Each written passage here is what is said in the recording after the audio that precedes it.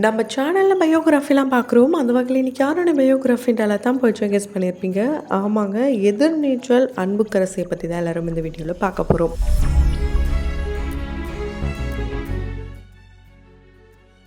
இவங்கள பற்றி பார்க்குறதுக்கு முன்னாடி இதுவரைக்கும் யாரெல்லாம் நம்ம சினி சமூகம் சேனலை சப்ஸ்கிரைப் பண்ணலையோ அவங்க எல்லாரும் மறக்காமல் சப்ஸ்கிரைப் பண்ணிவிட்டு பக்கத்தில் இருக்க பெல் ஐக்கானையும் மறக்காமல் ப்ரெஸ் பண்ணிடுங்க. எதிர்நீச்சல் சீரியல் பார்த்தீங்கன்னா ரொம்ப சூப்பராகவே பார்ட் 2 ஸ்டார்ட் பண்ணியிருக்காங்க. இதில் ஒவ்வொருத்தருடைய ரோலும் அப்கிரேட் ஆகிருக்குன்னே சொல்லலாம். அந்த வரிசையில் ஹீரோயினை சேஞ்ச் பண்ணாலும் ஒரு பக்காவாக கரெக்டான ஒரு கதாபாத்திரமாக தான் சூஸ் பண்ணியிருக்காங்கன்னே சொல்லலாம். இவங்க சூப்பராகவே பண்ணிட்டு வராங்க. அதாவது பார்வதி ரொம்ப நல்லாவே ப்ளே பண்ணிட்டு வராங்க.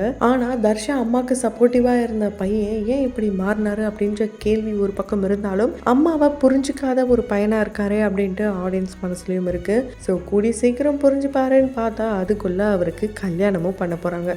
யாருப்பா இவருக்கு பேர் பண்ண போறா அப்படின்னு பார்த்தா யாருமே எதிர்பார்க்காத வகையில குட்டி பொண்ணா குழந்தையில வில்லியா நடிச்சவங்க இந்த சீரியல்ல ஹீரோயினா கிளம்பறங்கிருக்காங்க. ஆமாங்க, பாக்கியலட்சுமி சீரியல்ல மயுவா வளம் வந்துட்டு இருக்க பேபி ஷெரின் தான் இப்போது இந்த சீரியலில் அன்புக்கரசி அப்படின்ற கேரக்டர் பண்ணுறாங்க. இதில் அன்புவா வந்து கலக்கினாலும் இன்னொரு பக்கம் குழந்தை திருமணம்லாம் எதுக்கு அப்படின்ட்டு ஹீரோயின்ஸ் 2 பேர் போராடிட்டு இருக்காங்க. என்னுடைய மகனும் சின்ன பையன் அவன் ஏதோ ஒரு கோளாறுல சொல்லிட்டு இருக்கான், நீயாச்சும் புரிஞ்சுக்குமா, உனக்கு கல்யாணம்னா என்ன தெரியுமா, கல்யாணம் பண்ணி என்ன பண்ண போகிற, நல்ல படி, இப்படியெல்லாம் வந்து அட்வைஸ் பண்ணிட்டு இருக்காங்க.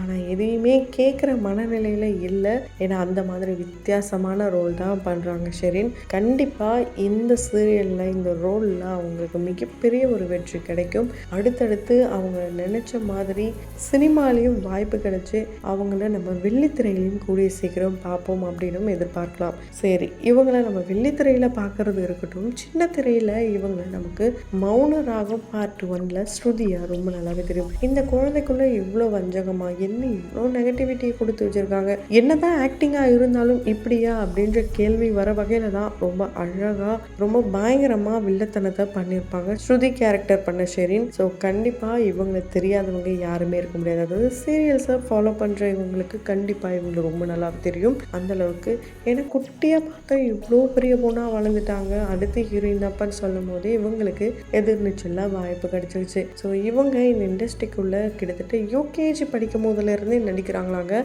ஆனால் 4 வயசுல இருக்கும்போது அவங்க மௌனராகம் சீரியல்ல ஸ்டார்ட் பண்ணியிருப்பாங்க. 9 வயசு ஆகும்போது தான் அவங்க அந்த சீரியல் விட்டு வந்தாங்களாம். ஆனால் அந்த சீரியல் முடிக்கும் போது பார்த்தீங்கன்னா இவங்க இல்லாமல் போயிட்டாங்க. அதை பார்த்துட்டு நிறைய பேர் ரொம்பவே எமோஷ்னல் ஆகிட்டாங்கன்னே சொல்லலாம். என்ன ஸ்ருதியை காணும், ஏன் இப்படி பண்ணாங்க இப்படிலாம் கேட்கும்போது அந்த டைமில் கோவிட் இருந்ததுனால இவங்களுக்கு 9 வயசு தான் ஆச்சாம். அதனால இவங்களுக்கு வந்து பாஸ்லாம் கிடைக்கலையாம். ரொம்பவே வந்து சிரமப்பட்டு எதுக்கு அங்கே போகணும் அப்படின்ட்டு அவங்களுடைய டீமும் வந்து அங்கே இப்படி ஒரு எண்டு கார்டை கொடுக்குறோம் அப்படின்னு சொல்லிட்டு இவங்களுக்காகவே மாற்றினாங்களாம். கிட்டத்தட்ட ஒரு வாரம் இதை நினச்சி இவங்க ரொம்பவே அழுதாங்களாம். அதுக்கப்புறம் எல்லாரும் சேர்ந்து தான் சமாதானப்படுத்தினாங்களாம் 9 வயதில். அதுக்கப்புறம் தான் இவங்களுக்கு பாக்கியலட்சுமி சீரியலில் வாய்ப்பு கிடைச்சிது. சரி, இவங்க யூகேஜி படிக்கும் போது இவங்களுக்கு எப்படி வாய்ப்பு கிடைச்சிதுன்னு பார்த்தீங்கன்னா இவங்களுடைய அம்மா தான் இவங்கள நடிக்க வைக்க கூப்பிட்டு போயிருக்காங்க. நடிப்புனா என்னன்னே தெரியாத ஒரு குழந்தைய கூப்பிட்டு போயிட்டு இப்படி தான் பண்ணோம் அப்படி தான் பண்ணோம், கோவம் வர்றது கூட இவங்க வீட்டில் அம்மா நான் திட்டும் போது நீ எப்படி முறை அப்படின்னு சொல்லுவாங்களாம். ஸோ இப்படியே யதார்த்தமாக வீட்டில் என்னெல்லாம் பண்ணுவாங்களோ அது இவங்களுக்கே தெரியாமல் கேமராவில் படம் பிடிச்சிருக்காங்க.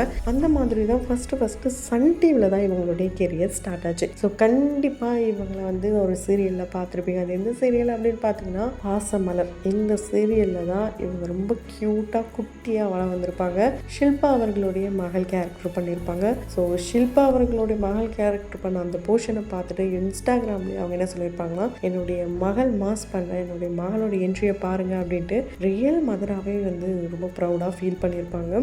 அதுக்கப்புறம் தான் இவங்களுக்கு மௌனராகம் சீரியல். ஆனால் அதுக்கு இடையிலே பைரவி அப்படின்ற சீரியலாக இருக்கட்டும், இவங்களுக்கு நயன்தாரா மாதிரி ஒரு பெரிய லெவலில் ஒரு லேடி சூப்பர் ஸ்டார் ஆகணும் அப்படின்ற ஆசை இருக்குது. இவங்க சத்யா அப்படின்ற படத்துலையும் நடிச்சிருக்காங்க. கண்டிப்பாக அந்த படத்தில் யாரெல்லாம் இவங்களை நோட் பண்ணியிருக்கீங்களோ கமெண்ட் பாக்ஸில் மறக்காமல் கமெண்ட் பண்ணுங்கள். இவங்களுக்கு வெஸ்டர்ன் வியர் போட்டால் ரொம்ப அழகாக இருப்பாங்க, ரொம்ப மாடர்னாக இருப்பாங்க. இவங்களோட க்யூட்டான ஸ்மைலாக இருக்கட்டும், கண்ணு இவங்களோட சூப்பராக பேசணும்னு சொல்லலாம். அந்த அளவுக்கு எக்ஸ்ப்ரெஷன் குயினாகவே இருப்பாங்க.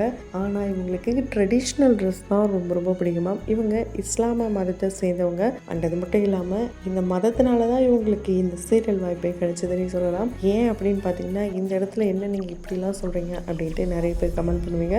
ஆனால் இது ஒரு பாசிட்டிவான வேலை தாங்க கொண்டு போகிறோம். என்னன்னா, இவங்களுக்கு அவங்க பாட்டியுடைய பிரியாணினா ரொம்ப ரொம்ப பிடிக்குமா. அந்த பிரியாணியை வச்சு தான் டைரக்டர் இவங்கள ஆடிஷனே பண்ணியிருக்காரு. மௌனராகம் சீரியலுக்கு என்னம்மா எனக்கு பிரியாணி தருவியான்னு கேட்டதுக்கு, ஐயோ நான் தரமாட்டேன், என்னுடைய பாட்டி கொடுத்தது அப்படின்ட்டு அவங்க ரொம்ப கோவமாக சொன்னாங்க. சரி சிக்கன் 65 ஆச்சும் கொடுப்பியாமா, ஐயோ அது கூட நான் தரமாட்டேன், ஏன்னா எங்கள் பாட்டி கொடுத்தது அப்படின்னு சொல்லுவாங்க. சரி நீ செலக்டட், ஏன்னா இவங்களுக்கு ஆல்ரெடி வேற ஒரு ரோல் தான் கொடுத்துருந்தாங்களாம். ஆனால் ஸ்ருதி கேரக்டர் ஆப்டாக இருக்கும்னு சொல்லி தான் அதுக்கப்புறம் 300 பேரில் ஒருத்தவங்க செலக்ட் ஆகிருக்காங்க. அந்த அதில் முழுகிற மாதிரியான சீக்வன்ஸ்லாம் வந்திருக்கு. அந்த சீக்வன்ஸில் பார்த்தீங்கன்னா இவங்களுக்கு நீச்சலும் தெரியாதான், ரொம்ப பயந்தாங்களாம். ஆனால் இவங்களுக்காக அந்த டீமே இறங்கி இவங்கள உள்ளெல்லாம் எடுத்துகிட்டு போயிட்டாங்களாம் தண்ணிக்குள்ளே. அதுக்காக ஷூட்டிங்லாம் முடிஞ்சதுக்கப்புறம் இவங்களுக்கு சாக்லேட், ஐஸ்கிரீம் இதெல்லாம் வாங்கி கொடுத்து ரொம்பவே சமாதானப்படுத்திருக்காங்க. ஆனால் இந்த மாதிரியான எமோஷனல் சீக்வன்ஸ்லாம் வரும்போது பார்த்தீங்கன்னா இவங்க ரியலாகவே எமோஷனல் ஆவாங்க. கிளிசர் எல்லாம் எதுவுமே போட மாட்டாங்களாம். இவங்களுக்கு லேடி சூப்பர் ஸ்டார் ஆகணுன்றது தான் இவங்களுடைய மிகப்பெரிய கனவாங்க. அண்ட் மிகப்பெரிய இன்னொரு ஆசை என்ன அப்படின்னு பார்த்தீங்கன்னா, ரோல்ஸ் ராய் இந்த கார் வாங்கணுன்ட்டு இவங்களுக்கு மிகப்பெரிய கனவு இருக்குது. இந்த கனவும் நிறைவேறணுன்ட்டு நம்மளுடைய சின்ன சமூகத்தின் வாயிலாக வாழ்த்துக்களை தெரிவித்துக் கொள்ளலாம். அண்ட் அது மட்டும் கிடையாதுங்க, இவங்களுக்கு தனுஷ் அவர்களையும் ரொம்ப ரொம்ப பிடிக்கும். ஏன் அப்படின்னு பார்த்தீங்கன்னா, இவங்களுடைய நடிப்புலாம் பார்க்கும்போது ஸ்க்ரீனில் நடிக்கிற மாதிரி இருக்காதான். ஃபுல் அண்ட் ஃபுல் இவங்களுக்கான ஸ்பேஸ் ரொம்ப அதிகமாக இருக்குமா. கூடிய சீக்கிரம் இவங்களும் வெள்ளித்திரையில் நானும் இப்படி மில்லுருவேன் அப்படின்னு சொல்லியிருக்காங்க. ஆனால் அதையும் தாண்டி இவங்களுக்கு அனுஷ்கா அவர்கள் தான் இன்ஸ்பிரேஷனாக. அவங்க கிட்ட இருந்து நிறைய விஷயங்கள் லேர்ன் பண்ணலாமா. இவங்களுக்கு இந்த ஹிஸ்டாரிக்கல் மூவிஸ்னால் ரொம்ப பிடிக்குமாங்க. அதனால அனுஷ்கா அவர்களோட இந்த அருந்ததியாக இருக்கட்டும், இல்லைன்னா பாகுபலி படமாக இருக்கட்டும், இது போல படங்கள்ல அவங்களுடைய கம்பீரமான தோற்றத்தை இவங்க ரீக்ரியேஷன்லாம் கூட பண்ணியிருக்காங்க. கண்டிப்பாக இவங்களை இன்ஸ்டாவில் ஃபாலோ பண்ணுறவங்களுக்கு இவங்களுடைய ஃபோட்டோஷூட்டோடைய அந்த ரீக்ரியேஷன்ஸ் எல்லாமே உங்களுக்கு ரொம்பவே பிடிச்சிருக்கும். இவங்களுக்கு சின்ன வயசுல இருந்து படிப்பு தான் ரொம்ப பிடிக்குமாம். டாக்டர் ஆகணும் அப்படின்னு தான் ஆசையாம். ஒரு சாய் பல்லவி மாதிரி என்னதான் டாக்டர் படித்தாலும் ஆக்டிங்கில் பெரிய ஆளாக வரணுன்ற ஆசை இவங்களுக்கு இருக்காங்க. பாக்யலட்சுமி சீரியலில் மையுவாக இப்போ கலக்கிட்டு வராங்க.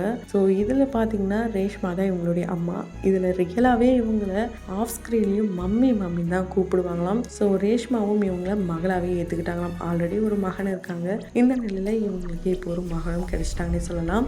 இப்போ இவங்களுக்கு 13 வயசு தான் ஆகுது. இவங்களுக்கு ஒரு அக்காவும் இருக்காங்க. இவங்க அம்மா அப்பா அக்கான்ட்டு எல்லாருமே ரொம்ப ரொம்ப சப்போர்ட்டிவ். அண்ட் அது மட்டும் இல்லாமல் இந்த சீரியலில் இவங்களுக்கு வந்து மஞ்சள் நீராட்டு விழா வைக்கிற மாதிரியான சீக்வன்ஸ் வந்திருக்கும். ஆனால் ரியல் லைஃப்லேயும் இவங்களுக்கு மஞ்சள் நீராட்டு விழாலாம் வச்சுருக்காங்க. அதுக்கு அந்த டீம்லாம் கூட போயிட்டு வாழ்த்துக்கள்லாம் சொல்லியிருக்காங்க. இவங்களுக்கு கோபி அங்கிளை ரொம்ப ரொம்ப பிடிக்குமாங்க. ஸோ ஸ்க்ரீனில் பார்த்தீங்கன்னா ரொம்பவே சாஃப்டான கேரக்டர் பண்ணியிருக்காங்க, ரொம்ப கோவமான கேரக்டர் பண்ணியிருக்காங்க. ஆனால் ரியல் லைஃப்பில் இவங்க அப்படியே உள்ட்டா தான் சொல்ல முடியும். ரொம்ப நாட்டியான ரொம்ப மெச்சூர்டான ஒரு கேர்ளாக தான் வள வந்துட்டு இருக்காங்க. கண்டிப்பாக இவங்களுக்கு ஒரு பிரைட் ஃபியூச்சர் இருக்குன்னே சொல்லலாம். அந்த வகையில் உங்களுக்கு பேபி ஷெரின் எந்த அளவுக்கு பிடிக்கும் அப்படின்றத கமெண்ட் பாக்ஸில் மறக்காம கமெண்ட் பண்ணுங்கள். அண்ட் எதிர்நீச்சல் அன்பு கரிசி எந்த அளவுக்கு பிடிக்கும்ன்றதையும் கமெண்ட் பாக்ஸில் கமெண்ட் பண்ணுங்கள். தொடர்ந்து பயோகிராஃபியில் பார்த்து என்ஜாய் பண்ணணும்னு நினச்சிங்கன்னா உடனே நம்ம சினி சமூகம் சேனலை சப்ஸ்கிரைப் பண்ணிடுங்க. கூடவே பக்கத்தில் இருக்க பெல் ஐக்கனையும் மறக்காம ப்ரெஸ் பண்ணிடுங்க.